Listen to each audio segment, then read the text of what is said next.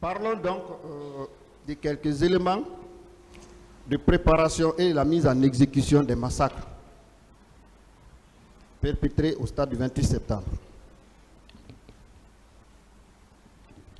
Nous avons quelques témoignages des parties civiles. Hier déjà, mon confrère vous a fait lecture des déclarations du commissaire Mamadi Kourouma. C'était vraiment émouvant. Il y a également une manifestante qui dit ceci. Il s'agit du procès verbal d'audition de partie civile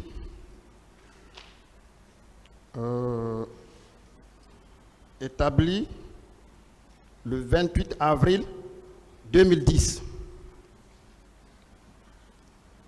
Il s'agit d'une dame appelée Kamara Abibatou.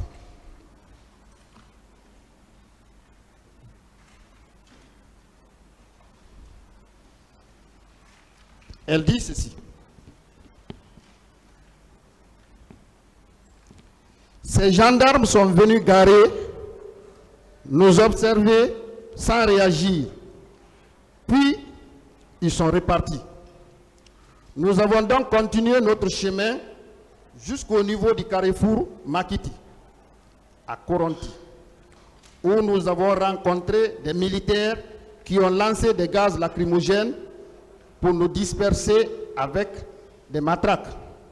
Malgré tout, nous avons eu le courage de prendre les taxis jusqu'au niveau de la SIG Madina, où nous avons encore rencontré un groupe de militaires qui tiraient en l'air. Cela nous a obligés de rentrer dans le quartier pour aboutir à l'autoroute Madina. Au niveau du pont, nous avons rencontré un autre groupe de militaires tenus en tenue kaki, parmi lesquels se trouvait une femme militaire qui s'est adressée à nous en nous demandant où est-ce que vous partez. Et moi, j'ai répondu que je partais à l'hôpital. C'est en ce moment aussi qu'un car rempli de militaires habillés en débardeurs de couleur sombre est venu sous le pont. Et la dame qui s'était adressée à nous a déclaré de laisser ces hommes, car ils sont venus arranger le terrain. Après plusieurs séances d'intimidation et d'injures grossières de la part des militaires qui étaient sur les lieux, ils nous ont laissé passer avec beaucoup de menaces. Qu'en dites-vous de ces actes préparatoires qui sont déjà en exécution? Mais cette déclaration n'engage en rien mon service. Encore moi, colonel Blaise. Il a dit qu'il a vu un groupe de gendarmes. Je ne parle pas des gendarmes. Je parle maintenant de façon générale des préparatifs de ce massacre. Je n'en sais rien. Bien.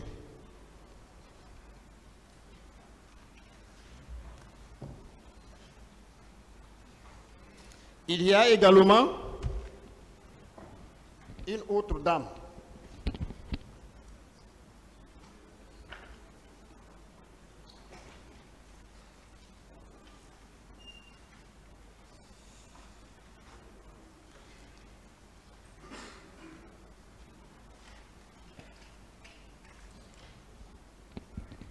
Il y a également une autre dame qui a fait cette déclaration.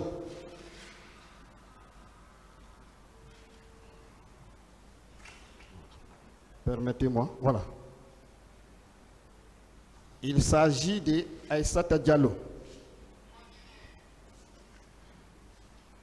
C'est le procès verbal d'audition de partie civile en date du 16 octobre 2012. Elle dit ceci. En effet, le 28 septembre 2009, je suis arrivé au stade en compagnie de ma copine, Kadiatou Diallo, aux environs de 10 heures pour suivre le meeting.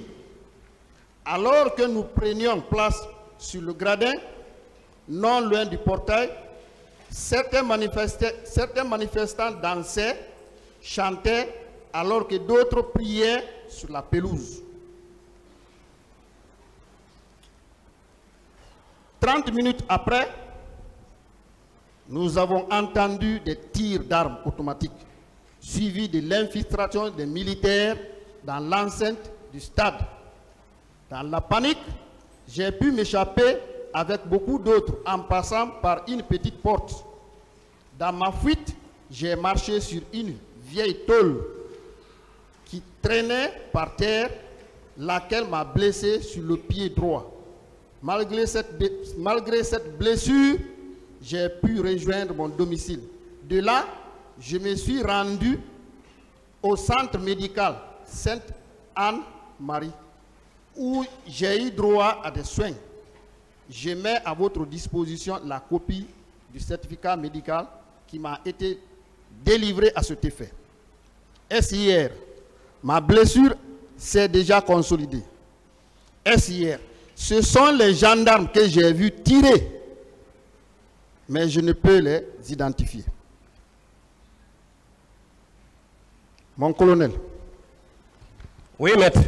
Vous avez entendu maintenant que les gendarmes tiraient à travers la déposition de cette partie civile. Encore une fois, il a parlé des gendarmes. Ça, c'est de façon vague. Il y avait des gendarmes dépassés et déployés par l'état-major de la gendarmerie nationale. Il n'a pas dit les gendarmes des services spéciaux. Cela n'engage en rien.